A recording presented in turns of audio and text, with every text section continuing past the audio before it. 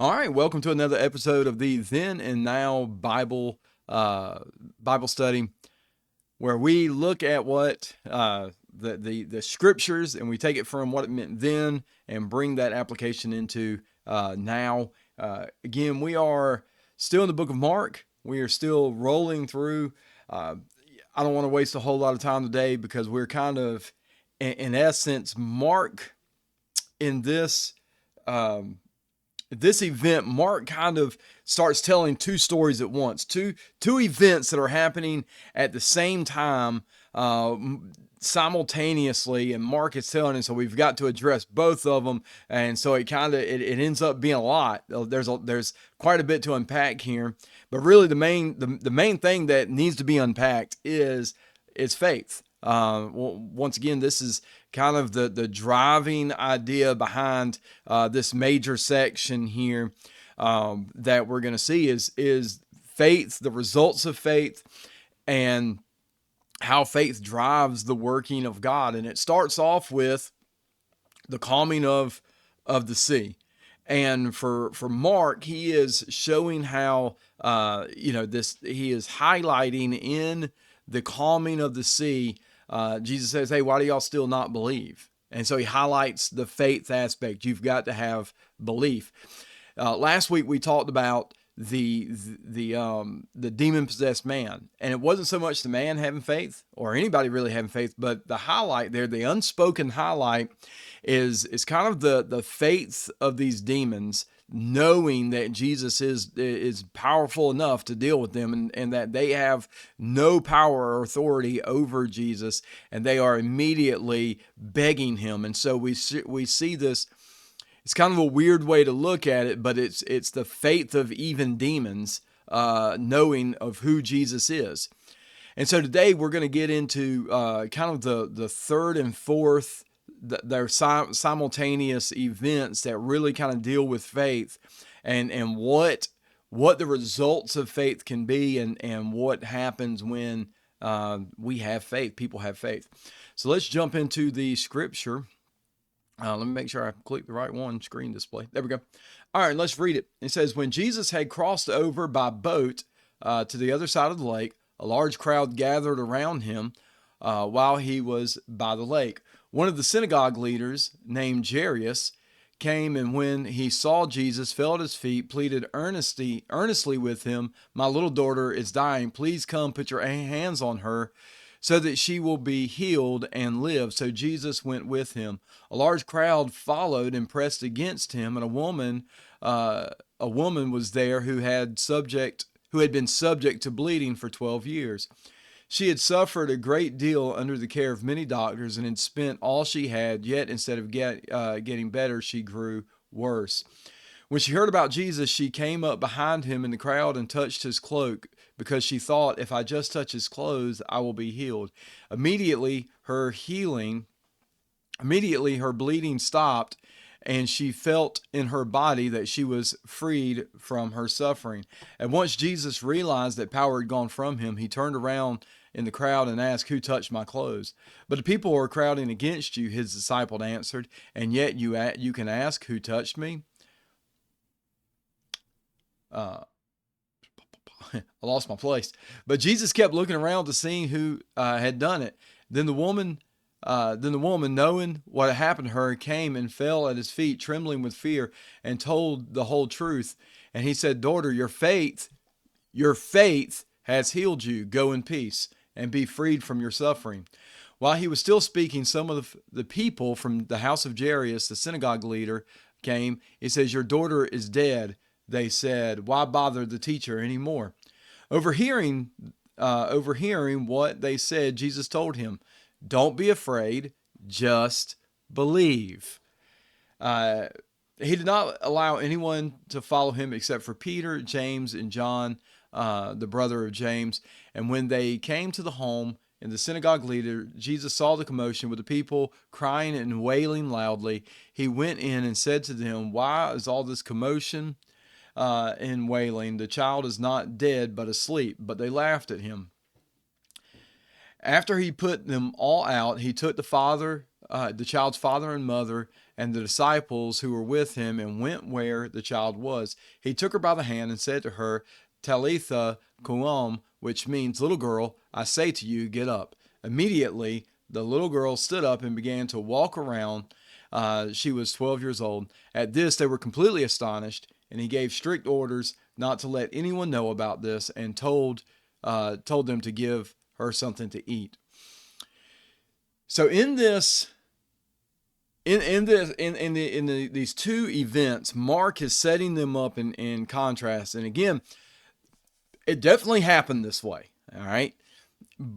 And so I'm not saying that this is all from a storytelling standpoint. However, the way that Mark tells it, he is highlighting some very important aspects that add to the way that Mark is telling the story. And so two things that he brings up about these two people who are both in need of healing. One is a synagogue leader, and the other is a woman who has an issue of blood. And so the interesting thing about this is you have the tip top of Jewish society for that community, and the rock bottom of Jewish society rock bottom of Jewish society in that community. You have a person who is highly respected, probably very wealthy, the synagogue leader, and then also you have a woman who has an issue of blood for 12 years. And so for 12 years, she has been, according to Jewish law, has been she's been considered unclean and having to live outside of Jewish society. And what's interesting here, and so kind of one of the definite things that Mark is showing is the need for the highest of high and the lowest of low for Jesus. We all have this need for Jesus, no matter who we are, no matter what our background is, no matter if we feel like we've got it all together, or if we know that we don't have anything together. We have a need for Jesus. We all need him in our lives, and there are definitely points in our lives where we are going to have to call out to him. And so we have a synagogue leader whose daughter is dying, and we have a woman who has an issue with blood. And so the synagogue leader comes to Jesus and asks him to come to his house and lay hands on his daughter so that his daughter might not die, she could be healed. So immediately, this synagogue leader is placing faith in Jesus. He is coming to,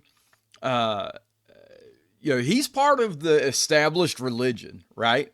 It doesn't say if he's a Pharisee or a Sadducee or anything like that. But he is a synagogue leader. So he is part of like the established Jewish hierarchical religious society. So they don't like Jesus, right? We've kind of established that. Like Jesus pretty much embarrasses them every time he talks to them. And here this guy who is part of that established religious community, who probably otherwise likely would never come to Jesus for anything. But now he has an incredible need, and that his daughter is dying, and this prompts him to go to Jesus. And so he has tried the Jewish law. He has tried, living his life according to the things that the Pharisees and Sadducees are pushing out there. Those cannot help him in this moment. And so he goes to the one that he knows, he has seen, that can potentially help him, or can help him, and then just will he help him? And look at what he says here. It says that he came and fell at his feet and pleaded earnestly with him, saying, "My little daughter is dying. Come and put your hands on her so that he'll live." And so this wasn't just this is a dignified man who not only does he come and ask this kind of outskirts teacher. He's kind of like on the outskirts of good Jewish teaching, and like the religious leaders definitely don't like him. He don't just come and ask him this. He falls at his feet and he begs him. He pleads with him.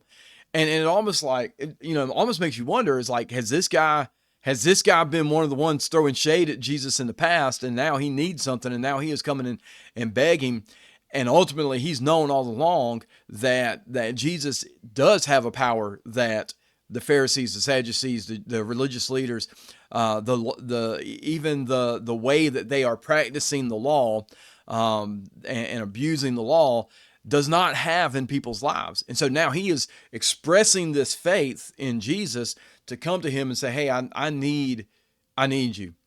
And so now, the way that the story is told, uh, it says that the large crowd followed him. So he says, "All right, so I'm going to go to your house," and a large crowd is following him. And so now the scene shifts to this woman who's been a subject of bleeding for 12 years. And so she comes up in the middle of a crowd, and again, there's faith here because she is not supposed to be here. This is not somewhere that she is supposed to be. She is not, according to Jewish cleanliness laws, is that when a woman is bleeding in this way, she's not supposed to be around people. She is not supposed to, like, even the furniture that she sits on is considered unclean, and it has to be cleansed. And so she is not supposed to be around people in this condition. But yet she risks that and comes into this crowd of people just to try to touch the hem of Jesus's garment. And it says, because she thought, if I just touch his clothes, I'll be healed. What an astronomical amount of faith that she has. She says, even if I can't even say nothing to him, even if he doesn't even acknowledge me, I believe so strongly in the power of Jesus that if I just touch his clothing, I'll be healed. And so we have this person who's at the top of society, falling and begging Jesus to come, humbling himself and begging Jesus to come. And then we have someone at the bottom of society who feels like she is not even worthy to speak to him, that if she could only touch his clothing, that she could be healed. And they are both coming to Jesus in a time of need, and they are both coming to Jesus through faith. And so let's dive into this a little bit more. Lyle Crouch says, because I thought that if I just touched him, I'd be healed. Immediately, her bleeding stopped, and she felt in her body that she was freed from her suffering. At once, Jesus realized that power had gone out from him. He turned around in the crowd and asked, "Who touched my clothes?" He says, you see people are crowding against you. His disciples answers, yet you ask, "Who touched me?" Again, so again, now the disciples again think Jesus is a little crazy. And it's great, man. There's people everywhere. They're pushing up against you, and I kind of think of it like, like a celebrity trying to move through a crowd, and people are trying to touch him and trying to get him to sign an autograph or something, and this just idea that these people are just pushing up against Jesus, and he feels one person who is coming to touch him for the sake or for the purpose of a healing, and that power leaves out of him, and he feels that, and he says, "Hey, who touched me? Who is the one that just drew this power? Who is the one who had this faith in me?" And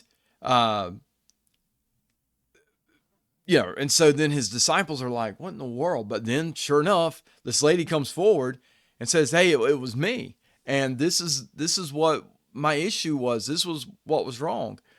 And she fell at his feet again, as the same way that Jairus falls at his feet. And she says she falls at her feet, trembling with fear, and told him the whole truth. And he said to her, "Daughter, your faith has healed you. Go in peace." So again here, Jesus is now saying that it is faith. It is the faith that has healed you. So we go back to the storm. He says, why do you still not believe? We see the demons having that, it's kind of odd, but having that faith to know that Jesus can do whatever he wants to. And now we have this woman who has practiced faith, and we see that faith has overcome this sickness, and this disease that she has had, this issue that she has had. And he says it is faith. Your faith has healed you. Go in peace and be freed from your suffering. So now the next part of this, he says, while Jesus is still speaking, some of the people from the house of Jairus, the synagogue leader, came and said, your daughter's dead. Why bother the teacher anymore? And so the thought that is interesting is that the people from his household think that Jesus's power extends, he's a healer. And once a person is dead, they're dead, right? And there were kind of street healers or witch doctor kind of things around that time that could do things that made an appearance of healing. But obviously, if somebody's dead, they're dead. And so these people probably thought that Jesus was more like these street healers, or like these people who ultimately were doing parlor tricks and psychological tricks to make people think that they were healed, when in reality they weren't. And again, we see that in our culture today. We see that in some churches today. Psychological tricks to make people think that they're healed when they're actually not healed. Don't buy into that. All right. If you go to a church that they pride themselves on healing, you just be wary of that. That's not exactly how that works. And sometimes it's a psychological tricks that make people think, hey, I've been healed. And in reality, they have not been healed. Be careful with that. Not to say that healing doesn't take place in our day and time. It absolutely does. Just be cautious of churches that their main focus is healing. Anyhow, they have this idea, likely because of street healers and kind of scam artists of the time, that once a person's dead, they're dead, and there's no help for them. And if the scam artists, street healers can't do it, that's probably what Jesus is too. He clearly can't. Jesus flips the whole thing on them and says that death, that doesn't matter at all. I mean, that's just a thing. It's healing somebody to me, raising them from the dead, healing them. There's no difference to me because I have power over it all. And so he says he overhears what he says, and Jesus told him, he says, don't be afraid, just believe. Once again, this is the faith aspect. This centers around belief. It centers around faith. What are you going to believe about me? And what you believe about me is going to directly influence what I'm going to do for you. And what, all right. So, verse 37, he said he did not allow anyone to follow him except Peter, James, and John, the brother of James. And when they came to the home of the synagogue leader, Jesus saw the commotion with the people crying and wailing loudly. He went in and said to them, why all this commotion and wailing? The child is not dead, but asleep. And they laughed at him, as they probably would. After he put them all out, he took the child's father and mother and the disciples who were with him, and they went in where the child was. He took her by the hand and said to her, Talitha Koum, which means, little girl, I say to you, get up. Immediately, the girl stood up and began to walk around. She was 12 years old, and they were completely astonished. He gave strict orders not to let anyone know about this, and told them to give her something to eat. So he goes in. People are laughing at him, but I want to point out something. I want to point out something about faith. About this being that they were completely astonished. So what does that tell you about their faith? The fact that they ask Jesus to come heal her, they bring her into their house. He says he's going to do it. He says he's going to bring her back from the grave. And then when he does it, they are completely astonished. They are completely surprised that Jesus does actually have the power to do that. So that tells you that they didn't completely believe that he could actually do it, but they believed enough. So I want you to kind of carry that thought process with you. They believed enough to go seek Jesus out. They believed enough to go and invite Jesus in. They believed enough to continue this process even after the girl was dead. But they clearly still did not 100% think that Jesus could do it, because when he did it, they were astonished. They were shocked that this happened. So, but it's still their faith that had healed her. And it's a little bit of it. Now there's a little bit of a contrasting faith too. This woman with the issue of blood had complete and total faith. She had faith to say, if I can just touch his hem, I will be made healed. That's complete and total faith. And it doesn't say anything about her being shocked or surprised whenever it happened. She had the total amount of faith to believe that this could happen. They have enough faith to reach out to him, to go to him, but then when it happens, they're still shocked. And so they're like, I mean, we're going to try it. And so this is the comfort that I want you to take from that. You know, a lot of times we will say, well, do I have enough faith? Okay, enough faith is, you know, there's not a thing of enough faith of like complete and total, undying, unrelenting faith without doubt. I don't believe that's what Jesus is looking for, or else none of us really have that.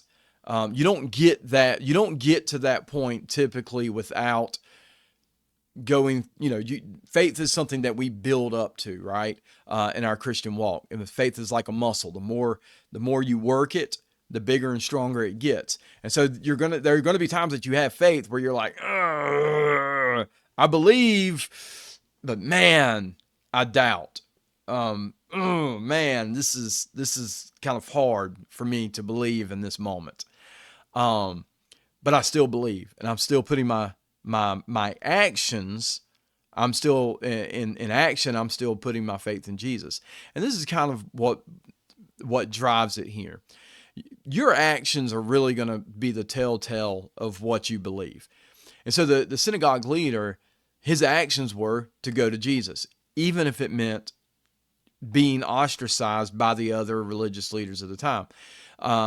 His actions were to fall at Jesus' feet and beg him. His actions were to invite Jesus into his home. His actions were that even after his daughter was dead, to still say, well, come on to the house and let's see what happens. His actions said, I believe. Even though probably in his heart of hearts, he was like, I'm not sure.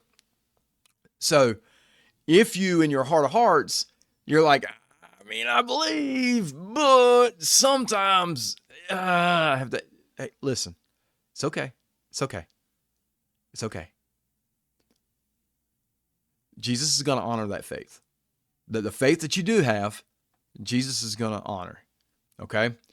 You know, again, it's like working out. You know, you go to a bench press and you're lifting weights, and you know, my goal is, 20 reps, and I can get 12, but I work really hard. Okay, that's still a good workout, right? And then the next time next week I can work up to 15 reps. All right, that's still a good workout, even though I can't hit 20. That's still, I'm still doing it. And then eventually I get to the point where I can hit 20 reps. All right, you get stronger. And again, that's the same way with faith. I believe, and I'm putting my faith in here, and the proof that I'm putting my faith in this is my actions, right? But in my heart, I'm still doubting, and that's it. That you're right where you want to be. So again, kind of with some of these toxic churches that are faith healing churches, word of mouth kind of things, where something that they love to do is they go, no, it's not my ability to heal you, and it's not God's ability to want to heal you. It's your faith. Did you doubt? Well, of course we doubted, of course, because that's human nature, because you're a fraud, and most of us can see through a fraud. And so of course I doubted that this was going to work. And so then what they'll do in a super manipulative way in these word of faith kind of things is they'll go, well, you doubted, And that way, that canceled out all of the power that God wanted to work into you because you doubted, because you didn't have complete and total faith. That's not how this works. Okay, that's not how that's not how faith works. And again, the next week we're going to actually get into a passage of scripture that they use to justify this whole, well, you doubted, and that's what made it where Jesus couldn't work this miracle in your life, and that's baloney. Okay, Jesus knows, God knows you're going to doubt from time to time, and he works that into, he understands that in faith. And he says that faith, even though you're doubting, you still follow through. And it's kind of like what they say in Black Hawk Down, and they say all over military police. It says courage is not the absence of fear. It is being able to push through that fear and perform even though you're terrified. And again, I believe that's the same thing with faith. Faith is not the absence of doubt. It is being able to put in action your life, place your life under the authority of God, trusting God, even though there are times when you doubt. That is faith as well. And then you work up to the point where you don't doubt at all. Nothing. I want to get to a point in my life where God's working miracles around me, and I'm not astonished. I'm not surprised. I'm just like, yeah, that's what I prayed for. I prayed for it, so it doesn't surprise me that it happened, because I prayed for it and God did it, and that's just how He rolls. I want to get to that point. Am I there? No, I'm still like, when God works a miracle in my life and around me, I'm still like, whoa, wow. All right. I mean, I'm just honestly, okay, not because that's just kind of a sign that, hey, I didn't, I'm still kind of, not that I doubt it. It's still astonishing when it happens. And I mean, yeah, maybe there was a little doubt there that God was going to do it. Hey, that's part of it. Okay. God factors that in, and a little bit of doubt does not cancel out everything that God wants to do. Okay. So the important thing here, and I already kind of brought in a lot of this into now, when we are wanting God to do, and again, this is a theme that is all through the New Testament: faith, belief, and our faith is demonstrated through our actions. Jairus' faith is demonstrated through coming to Jesus, even though he's going to be kind of a social outcast from his peer group. The woman demonstrates her faith by coming up and touching the garment of Jesus. And then even in Jairus, where there was obviously some doubt, the action drove, the faith. There was enough faith to drive action that showed Jesus, yes, I believe in your power, and I believe enough to put some action behind it. And ultimately, that is what God is looking for. I'm not looking for total like faith without a shadow of a doubt. I'm looking for enough faith that you'll put action behind what you believe. What did he tell him? And we'll get to this later, but he said the faith of a mustard seed would move mountains. He says it does not take a lot of faith. All right. In fact, you can err on the side of a very little bit of faith and do huge things. But faith has to be there. You have to believe. And that's going to be the contrast that we see next week. Mark is setting up these events of faith. The disciples' faith, even though they didn't have much faith, they had enough faith in him that whenever they had lost hope in their ability, their own sailing ability, they lost hope in the boat, they lost hope in these things, they went to Jesus. And even though Jesus rebuked them about their faith, they still had enough faith to go to Jesus. They still thought that this is our last chance, and if this is kind of the Hail Mary, to save us, is Jesus. So there was faith. The demons had that faith that was like, we know beyond a shadow of a doubt who you are and what you can do, and we beg you for mercy. And these two people having this type of faith that set up this event. And so another thing that I want to point out about all four of these is this: what Mark has just done here, setting these four events up, is what we see Jesus is demonstrating his power over. Jesus is demonstrating his power over the weather, over nature. He is demonstrating his power over spiritual forces. He is demonstrating his power over sickness and infirmities, and demonstrating his power over death. And these four events, all right, Mark has shown Jesus showing his power and authority over weather, demons, sickness, and death. That's pretty much just about everything I can think of. Jesus is demonstrating his power over as we get set up to go into chapter 6, into this next section. These are all the things that Mark is setting up to go into this next part that we will jump into next week. So anyhow, man, I hope y'all got something out of that. I hope that encouraged y'all. I know sometimes, man, we have a tendency to beat ourselves up over faith. We have a tendency to beat ourselves up over doubt sometimes. I know a lot of people that really beat themselves up over doubt, like, oh, I'm doubting, and am I a good enough Christian? Even though I'm doubting, are you putting some action to your faith? Because that's really the telltale sign of where your faith is. Is it influencing the way you live? It's not, do you ever doubt? Okay. The best of us, we doubt. It is this driving the way that you live? Is this influencing your actions? Is your faith influencing your action? If it is, that's faith, and it will grow. You will get stronger. You will get to the point where the doubt is less and less and less, and the faith is stronger and stronger and stronger. Trust the process. All right. And then for the rest of us, or for the rest of us, that's for all of us. But also, the other thing is that faith drives these things. Faith drives what God is actually going to do in your life. There is an aspect of, when you want God to show up and work in an awesome way in your life, you've got to believe that he will. You've got to believe that is something that God's willing to do in your life. There is an aspect where you do have to have faith. So, practice faith. Anyhow, guys, love y'all. Do all the YouTube stuff, like, subscribe, share it with a friend, comment. If you've been one that has doubted and struggled with doubt from time to time, drop a comment, because you know what? I want people to realize that they're not alone in this. I'll be the first one to tell you I've struggled with doubt from time to time. So, I mean, hey, drop a comment. Let it be one of those things like, yeah, we can kind of find encouragement from each other.